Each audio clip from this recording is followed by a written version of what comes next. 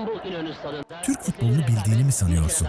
Arda Güler, Arda Turan, tamam bunları herkes bilir. Ama dur, onlardan çok önce oyunu tek başına değiştiren, tribünleri yıkan ama bugün adını kimsenin hatırlamadığı gerçek canavarlar vardı.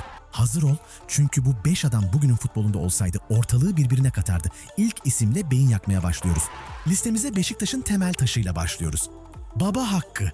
Adam resmen yürüyen gol makinesi. Düşünsene 17 sezon, 439 maç ve 382 gol. Bu neredeyse maç başına bir gol demek. Haaland da kimmiş? Bugün böyle bir istatistik yapsa altına anıtını dikerlerdi.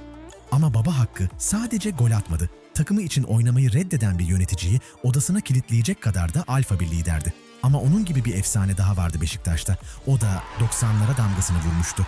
Gol atmak sanattı. Peki ya o golleri atan üçlünün en karizmatik parçası kimdi? İşte o geliyor. Metin Ali Feyyaz. Bu üçlüyü duymuşsundur. İşte o efsanenin F'si Feyyaz Uçar. Adamın ceza sahası içinde topu ayağına alması, kalecinin fişi çekmesiyle aynı şeydi. Soğukkanlı, zeki ve tam bir katil içgüdüsüne sahipti. Bugünkü forvetler gibi 10 pozisyondan birini değil, bir pozisyondan bir gol çıkaran türdendi. Ama Feyyaz'ı Feyyaz yapan sadece golleri değildi. Ona o topları getiren bir sihirbaz vardı. Bir kanat oyuncusunun topu alıp 3 kişiyi çalımlayarak maçı tek başına değiştirdiğini hayal et. İşte o adam, Sarı Fırtına Metin Tekin. Bugünkü kanat oyuncularının atası resmen. Hız, güç, teknik, adamda hepsi vardı. Topu ayağına aldığı an tribünler ayağa kalkardı çünkü bir şeyler olacağını herkes bilirdi. Onun deparları, savunmaları resmen ikiye ayırıyordu. Kan. Daha sonra Metin, onun yaptığı hareket sert ve karşılaşmada çıkan 3. kırmızı kart. Beşiktaş artık 9 kişi. Oyun çok yumuşak gidiyordu, ben sertleştirdim diye herhalde yani. Evet. Çok güzel oyundu, ben bozdum. Beşiktaş'ta Metin Ali Feyyaz hücumda şov yaparken Trabzonspor'da bütün takımı ayakta tutan, orta sahada görünmez bir kahraman vardı. Herkes golcüleri konuşur ama maçı kazandıranlar genellikle sessiz kahramanlardır. Trabzon'dan öyle bir lider geliyor ki, agresif, zeki ve tam bir komutan Ünal Karaman.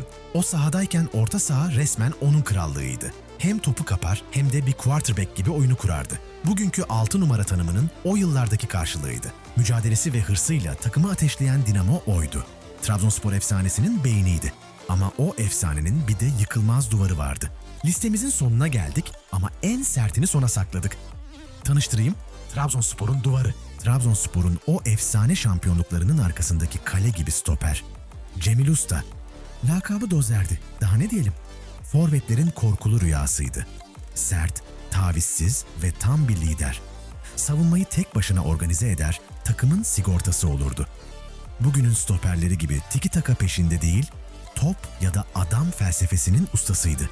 İşte onlar, Türk futbolunun unutulmuş ama asla unutulmaması gereken devleri.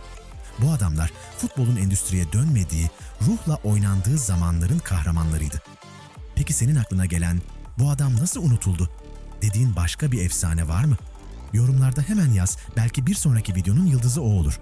Bu efsaneleri daha fazla kişiye ulaştırmak için videoyu beğenmeyi ve kanala abone olmayı unutma. Bir sonraki videoda görüşürüz, kendine iyi bak.